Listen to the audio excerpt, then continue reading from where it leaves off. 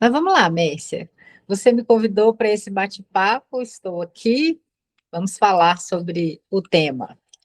O tema. Então, e o nosso tema hoje é o que permanece quando tudo muda, né?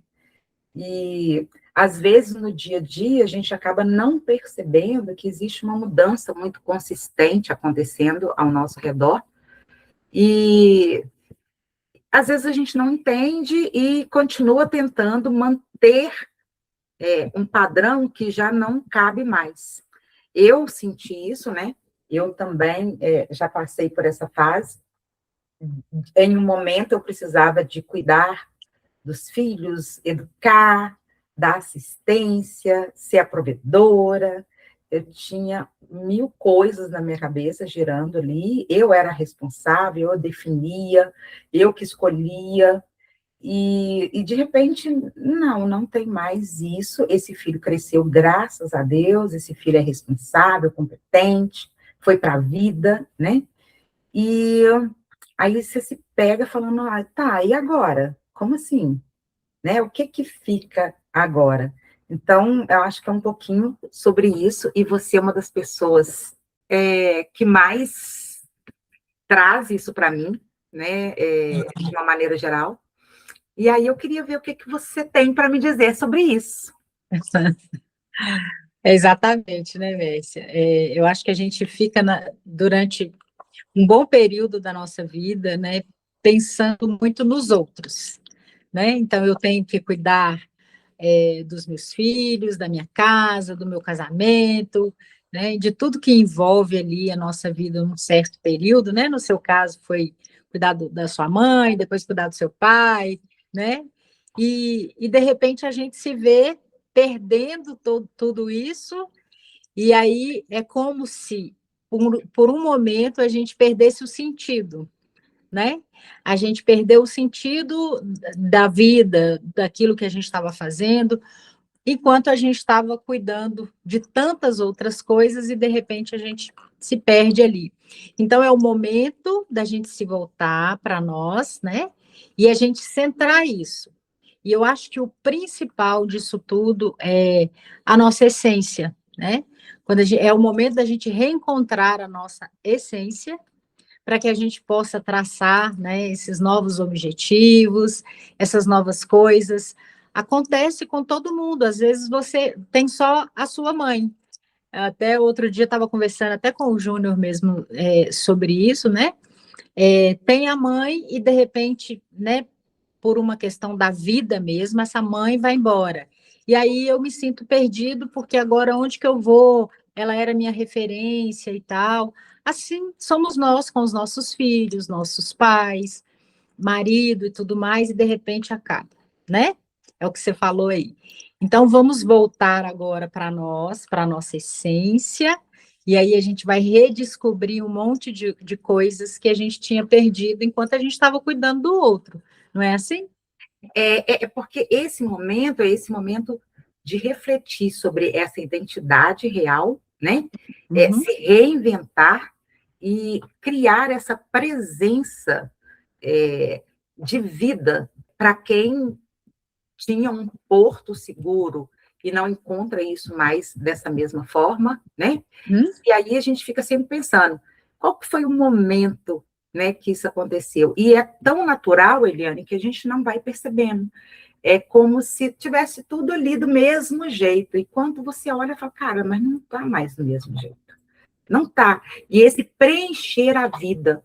Porque, às vezes, na hora que a gente está fazendo isso tudo, a gente está cansada, a gente fala, ai, não. Aí na hora que vai, o silêncio fica muito grande, o espaço fica muito vazio, é, a dificuldade começa a ser menor e a gente acaba não percebendo. A gente tem uma dificuldade muito grande de desacelerar quando tudo isso acontece. Talvez nessa pausa a gente comece a se enxergar verdadeiramente. Porque eu não sei, né, todas as mulheres, mas muitas, a gente já não tem muita certeza do que eu gosto. Eu estou sempre cuidando do que o outro gosta. Então, quando fui pensar, tá, não, vou fazer isso porque eu falei assim, não, mas eu gosto. Será que eu gosto mesmo? Né? Ou era aquilo que eu fazia que todo mundo gostava, e que eu gostava de fazer porque as pessoas gostavam. Sim, e aí é onde eu falei, É. a gente tem que voltar, então, para a nossa essência, né? Descobrir, redescobrir em nós aquilo que a gente gosta, né? Resgatar aquelas coisas que nos traziam alegria e reinventar, né? Na verdade, se reinventar, porque a partir, então, desse momento em que, por exemplo, vou citar o meu caso, né? Os filhos saíram, né? O casamento acabou. Eu morava numa casa, né? Uma casa grande, e eu fui percebendo e sentindo que aquela casa não me cabia mais. Ela não tinha mais a minha, ela não era, não se identificava mais comigo. Era uma casa que eu gostava, que a gente construiu e tudo mais, mas era como se ela não me coubesse mais, né? Tinha os espaços lá que me lembravam os meninos, né? Tava tudo do jeitinho que eles deixaram, né? E tudo mais. E mas tinha esses espaços que eu nem ia, nem frequentava dentro da minha casa. Então aquele espaço foi me sufocando assim. Então eu senti uma necessidade de reinventar isso também. Será a síndrome do ninho vazio? É, né, Mércia? O pior que tem a ver com essa síndrome do ninho vazio, eu falo assim, ó, existe uma fase, né, em que a própria vida começa a pedir mais verdade, mais verdadeiramente quem eu sou, do que os personagens que eu carreguei durante a vida toda. Que é isso, às vezes, eu brinco muito com isso, porque são exemplos práticos na minha vivência de algo que assim, tá, eu não vou fazer isso que eu gosto muito, tá? Será que eu gosto? Ou será que era porque todo mundo ficava feliz quando fazia? E aí você começa a ver vários papéis que você vai recolhendo durante a vida. E aí chega essa fase que só fica espaço para a verdade. Aí, quando você diz, a casa ficou muito grande para mim, né? Então, qual que é a verdade desse espaço, dessa autonomia, dessa necessidade que eu tenho? Não tem mais onde se esconder muito disso, né? Sim. E Uhum. isso pode aparecer no primeiro momento assustador, igual você começou a falar, quando a gente perde isso, perde aquilo. Eu acho que talvez não é uma percepção de perda, talvez uma percepção de evolução, né? O Sim. lugar que eu estava não me cabe mais, as preocupações que eu tinha ali não me cabem mais. Hoje eu acordei e aí eu falei, cara, tem que fazer o café. Aí eu falei, tá, tem que fazer café para quem? Na verdade, né? É, Tenho que fazer, por quê? Aí, porque fica tão no piloto automático que você já não observa, sim. né? O meu menino não toma café de manhã, um deles, né? E aí, só que essa casa era uma casa de café, você conhece, né? A casa do café, a gente sempre tomou muito café. Só que eu também não estou tomando café cedinho mais, assim, e aí eu fiquei, nossa, eu tenho que acordar, eu tenho que levantar para fazer o café. Eu falei, mas para quê? Para que mesmo que eu tenho Para que fazer que o mesmo café? que eu tenho que fazer o café? Para É quê? Para verdade. quê? Por quê? E aí é a verdade, não, eu mudei os meus hábitos, e agora eu preciso fazer conforme as minhas demandas. Então, e aí é o que eu estava falando, não só nessas questões assim que a gente percebe, né, nessas particularidades, mas também até num nível mais alto, de uma pessoa, por exemplo, que tem uma carreira e se aposenta, né? Uma mulher que se aposenta. Eu percebo, até mesmo com relação às alunas, por exemplo, que quando chega nessa fase, olha, eu aposentei e agora eu estou buscando alguma coisa para eu fazer. Quer dizer, essa pessoa que trabalhou uma vida inteira, né? Até recebendo ali o direito de se aposentar, percebe que o sentimento é o mesmo? Sim, Ela é uma perda, né? Ela perdeu aquilo, aquela rotina, todo aquele trabalho que fazia, aquela movimentação toda. Se perdeu aquilo e agora eu aposentei, era motivo de eu estar feliz, vou fazer viagens, vou cuidar de mim, vou fazer isso, mas a pessoa fica meio perdida, né? Nesse momento da aposentadoria. Então, são essas coisas que eu estou falando. A gente tem que se reinventar nesse momento. E aí a gente volta para a nossa essência, busca coisas que façam sentido, que vão te trazer alegria.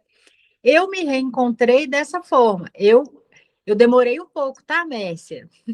Para poder acordar em relação a isso e fui deixando a rotina me tomar até que eu percebi que eu estava assim totalmente dependente. Eu estava sozinha, então minha mãe morava no mesmo lote e ela falava assim: vem almoçar, eu fiz almoço, vem almoçar aqui, você está sozinha mesmo, não precisa mexer com comida, não.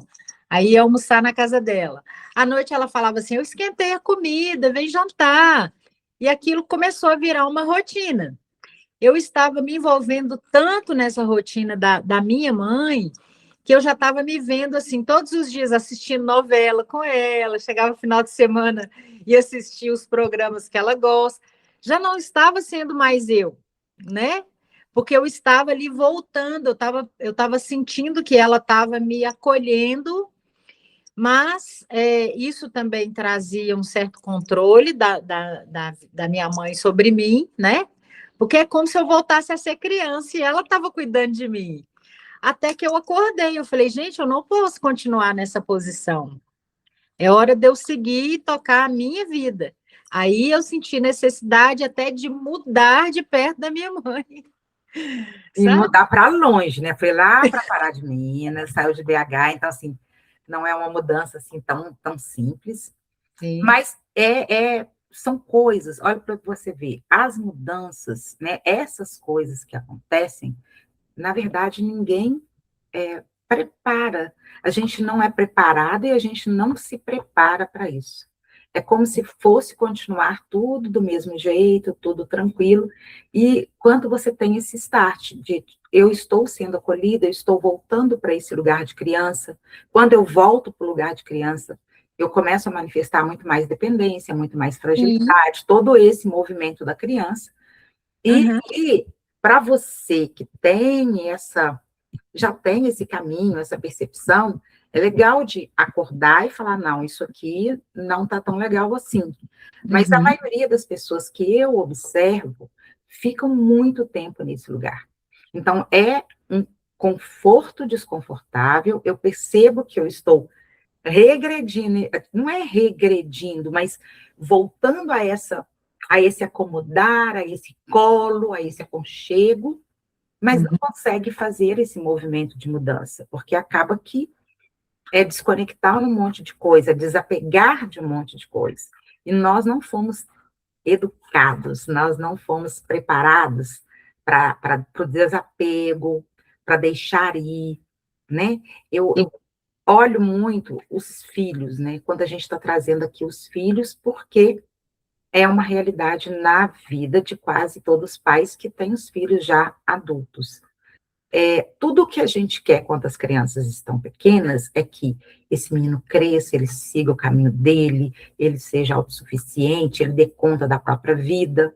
E olha como que são as coisas. Na hora que o filho faz tudo isso, você sente a dor disso, né? Então, por quê? Porque eu não consigo desapegar de ser essa pessoa que norteia o caminho do outro, de ser essa pessoa que conduz a realidade do outro, de ser essa pessoa que tem autoridade, que tem poder, que tem controle. Então, Uhum. desapegar, sair desse lugar, é realmente um movimento difícil.